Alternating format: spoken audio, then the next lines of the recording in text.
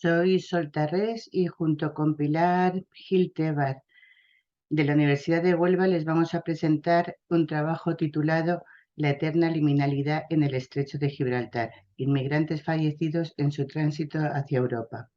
Esta aportación forma parte de una investigación más amplia realizada en el marco del proyecto de investigación de excelencia Religión, Extranjería e Identidad Europea en la monarquía hispánica durante los siglos XVIII al XXI, estudio comparativo y análisis de pervivencias y contrastes, financiado por el Ministerio de Economía, Industria y Competitividad del Gobierno de España. En esta comunicación vamos a tratar fundamentalmente sobre qué ocurre con los inmigrantes fallecidos en su tránsito por el Mediterráneo hacia Europa. Desde hace décadas se tiene constancia en España de la llegada de inmigrantes procedentes del continente africano movidos por distintas razones, ya sean las crisis económicas, los desastres naturales, las guerras o sencillamente la búsqueda de otras alternativas sociales. La entrada de nuestro país en la Unión Europea en el año 1986 supuso un cambio de orientación en el modo en que se hacía frente a este desafío, al transferirse el tratamiento del mismo a las esferas policial y administrativa. Como consecuencia de que la zona meridional española fuera definida como la frontera sur de Europa, se hizo más rígido el control de las fronteras y con ello la vigilancia del paso de las personas que en el caso de Andalucía hasta entonces se permitía con cierta laxitud e incluso se naturalizaba por parte de la población. Desde la existencia de esta nueva frontera sur, el Mediterráneo se ha convertido en un gran cementerio que acoge a miles de personas que fracasaron en su travesía migratoria. Basta un dato para ilustrarlo. En el quinquenio de 2014 a 2019, el 58% de las muertes producidas en el mundo por razones migratorias tuvieron lugar en este mar, en el Mediterráneo. Por lo que se refiere al sector más occidental del Mediterráneo, y más específicamente en la costa andaluza, más allá de la disparidad que muestran las cifras obtenidas por distintas instituciones y asociaciones, se puede concluir que el desplazamiento entre los continentes africanos y europeo se ha traducido en la muerte verificada de al menos 6.700 personas entre los años 1988 y 2018, según un informe de Andalucía Acoge. En 2020, pese a la pandemia, se registraron 1.717 muertes en las costas españolas, de las que los cuerpos de 478 de ellas llegaron a costas andaluzas, según datos recogidos por la Asociación Pro Derechos Humanos de Andalucía. Según el informe de Caminando Fronteras de esta ONG, en el primer semestre de 2021 murieron 1.922 personas en la ruta canaria y 168 en la Mediterránea, aunque la OIM eleva a 866 el número de fallecidos en el Mediterráneo durante este periodo. Y en el primer semestre de 2022 las cifras rondan de nuevo el millar. A estos números hay que sumar, estos números que, como vemos, cada organización, cada asociación dan números que no siempre coinciden, pero a ellos hay que sumar la de los que pierden la vida en las fronteras externalizadas de Marruecos, Argelia, Libia o Sudán, en las largas y penosas travesías continentales o en las embarcaciones hundidas en el mar que las estadísticas no podrán contemplar. La mayoría de los estudios que hemos consultado se centran en analizar el número de fallecidos, las distintas rutas, la acción de las mafias, la asistencia prestada por las ONGs o por el Salvamento Marítimo Español, vinculándolo con las políticas migratorias aplicadas por los países del Mediterráneo europeo. Desde que la Unión Europea convirtió a España en la frontera sur de Europa, esta se controla mediante distintos mecanismos, como son el Servicio Integrado de Vigilancia Exterior, SIVE, el Sistema de Gestión de las Fronteras Exteriores de España, de Europa, Frontex, o el Mando Único Operativo, Centro de Coordinación del Estrecho, que está operativo desde 2019. En la actualidad, el área de responsabilidad de salvamento marítimo, SAR, en España abarca en torno a 1,5 millones de kilómetros cuadrados, es decir, 3 veces el territorio español, y está dividido en 4 zonas que pueden ver en el mapa que son la zona del Atlántico, la zona del Estrecho, la zona del Mediterráneo y la zona de Canarias. A ello hay que sumar el establecimiento en 1919, en el año 2019, del paralelo 3550 como frontera invisible entre España y Marruecos en el área del Estrecho y del Mediterráneo. De modo que no solo se rescata a los inmigrantes vivos o fallecidos que se encuentran al norte de esta línea imaginaria, mientras que el salvamento de los que están al sur de esta línea corresponde a Marruecos.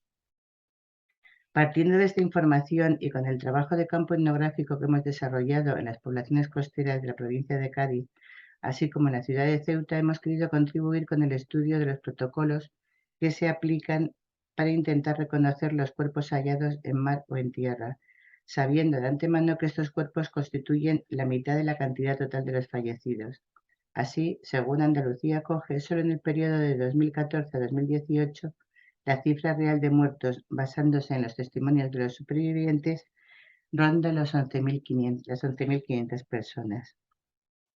Los cuerpos hallados, en la gran mayoría de las ocasiones, han perdido su identidad y por ello son considerados apátridas.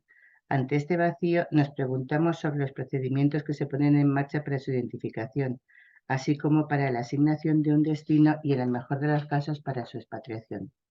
Finalmente, nos planteamos si se lleva a cabo algún tipo de ceremonia ritual, religiosa o no, que impugne el anonimato en que los convierte a estos cuerpos fallecidos y, siguiendo las palabras de Marolle, en no personas, tratando de dificultar que la muerte social se superponga a la muerte física. Una ritualización que les proporcione la necesaria dignidad para evitar su deshumanización y con ello, tal y como expresó Hannah Arendt, su expulsión como seres indiferenciados al mundo de la naturaleza, a la desnudez del ser humano. Una deshumanización que procede de la necropolítica europea, así como de la forma de construir la otredad y, en consecuencia, de discriminar al otro. Ejemplo de esta desensibilización y, en consecuencia, de discriminar al otro, son las denominaciones que se da a estos transeúntes por el mar, ilegales, clandestinos, mojaditos, atunes, etc. Unas referencias que no existían antes de los años 80. El lenguaje forma parte de este proceso de discriminación. Se les homogeneiza, no se les piensa como personas, como individuos. Son inmigrantes que han quedado en el mar como atunes. Se les construye como otros deshumanizados. Perdón. Como simples cuerpos, no como seres humanos, sino como muertos cuya otredad los hace invisibles.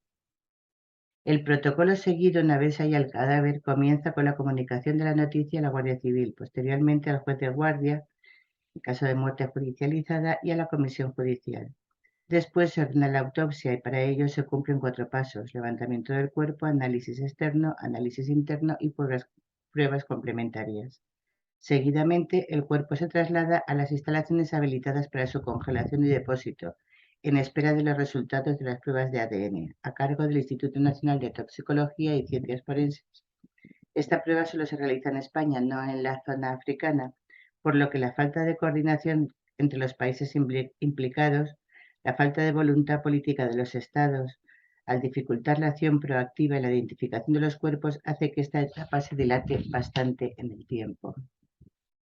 Los cuerpos pueden estar en las neveras a la espera de identificación entre 2 y 6 meses, aunque en ocasiones también pueden llegar a durar años. Son las autoridades judiciales las que definen cómo ha de ser la conservación y el depósito de los cuerpos, o, llegado el caso, la inhumación una vez se disponga de los datos necesarios para su identificación.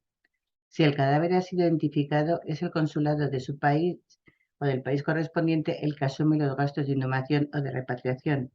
Si no ha sido posible descubrir la identidad del cuerpo, es inhumado mediante un entierro de beneficencia en el cementerio más cercano, estando esa tarea a cargo del ayuntamiento afectado. El proceso de identificación de los cuerpos es competencia de la Guardia Civil. No obstante, también participan ONGs, activistas, residentes en las fronteras y hasta los propios inmigrantes. Todos ellos se movilizan en sus distintas redes de apoyo con el fin de obtener la información necesaria para tratar de otorgarles una identidad que los saque del anonimato, y, a ser posible, los devuelva a sus comunidades de origen. Desde hace unos años, quienes toman la decisión de cruzar el Mediterráneo, sabiendo que la muerte forma parte de este viaje, se preparan para la misma, buscando fórmulas que faciliten su identificación en caso de fallecimiento. En este sentido, por ejemplo, se tatúan los nombres o los números de teléfono en el cuerpo, especialmente en los brazos, e incluso llevan pertenencias que ofrecen información sobre sus creencias religiosas. Este último caso es particularmente propio de quienes profesan la fe católica, con vistas a que su enterramiento siga las pautas cristianas. Asimismo, es probable que estas pertenencias también marquen la diferencia con el resto de inmigrantes, en su mayoría musulmanes. Podría tratarse de un ejemplo de distinción dentro de la otredad que todos representan, pues en su percepción esta inscripción cristiana diluiría la distancia y fortalecería vínculos con la otra parte de la frontera. Una vez se decreta la inhumación, son los ayuntamientos los que han de asumir la tarea. Por lo general, los inmigrantes fallecidos son enterrados bien en nichos de beneficencia, normalmente ubicados en las zonas superiores, pues por su difícil acceso son menos demandados, o bien en fosas comunes. Muchas veces sus lápidas permanecen vacías, sin nombres, y en algunos casos se inscribe de forma sencilla e incluso por los propios sepultureros algún dato como la fecha de su hallazgo o el número del expediente judicial. Frente a esta deshumanización producida por el anonimato, se llevan a cabo también ceremonias que, por ejemplo, en el caso de Ceuta o en las poblaciones gaditanas, tratan de devolverles la humanidad perdida, ya sea desde la práctica ritual musulmana, católica o laica. Destaca el caso de la fosa común del cementerio de Tarifa, Cádiz, creada a instancias del obispado gaditano y de varias ONGs, contando con el apoyo de la congregación jesuítica. Desde estas instancias se presta apoyo emocional y espiritual a los inmigrantes, por ejemplo, oficiando misas funerales, limpiando las tumbas o adornándolas con flores. En el lado marroquí también organizaciones de raíz católica cumplen estas tareas, si bien es visible un proceso de secularización más avanzado que en el caso español, centrándose más en la identificación de los cadáveres y en la localización de las familias. En suma, si consideramos la travesía migratoria como un proceso ritual, podemos decir que este comienza en África, pero nunca alcanza su fin cuando pierden la vida en el desierto líquido que representa el Mediterráneo. Estos inmigrantes fallecidos se convierten en seres eternamente liminales, que transitan entre dos mundos sin pertenecer a ninguno porque no son identificados, o peor aún, porque no son hallados. No salir de la liminalidad que supone el mar significa no abandonar nunca la comunitas creada en esta fase intermedia de todo proceso, de todo ruta de paso. La comunitas queda abierta porque no hay ni agregación de la nueva estructura ni retorno a la estructura anterior. Tanto los fallecidos como sus familias quedan en estado límbico, pues estas desconoces qué ha pasado con sus familiares, si han sobrevivido o fallecido, o si, en este caso, han recuperado sus cuerpos. La sociedad de destino, aunque trate de cerrar el ciclo, no puede culminarlo al no haber identificación, quedando pues como no personas, como cuerpos anónimos. Entre las familias de origen, el duelo queda abierto entre la incertidumbre y la desesperanza. El duelo queda suspendido y a veces ni siquiera es iniciado. El duelo, cuando lo hay, comienza solo cuando la familia tiene el cuerpo del familiar fallecido entre sus manos, en su poder, en el momento en el que puede ver el cuerpo e identificarlo, reasignarle la identidad perdida. Se supera ese estado de liminalidad, pues es en ese momento cuando ha regresado a su estructura de origen. Es reintegrado a la familia y a la comunidad como antepasado, como ancestro. Es en este momento cuando empieza el duelo, cuando se cierra la comunitas al dejar de ser un ser indiferenciado porque ha recuperado su identidad. Vuelve a ser persona y ahora ya sí, culminando el rito de paso, ha cambiado de estatus. El Mediterráneo, como una inmensa heterotopía fulconiana, se ha convertido en un indeterminado espacio de alteridad en el que esos otros, en su transición ininterrumpida por el asalto a la muerte, quedan confinados en una comunidad desestructurada y anónima, que en virtud de una liminalidad perpetua se transfigura en el que fuera absoluto, en un vacío en el que no es porque no pudo llegar a ser. Muchas gracias por su atención.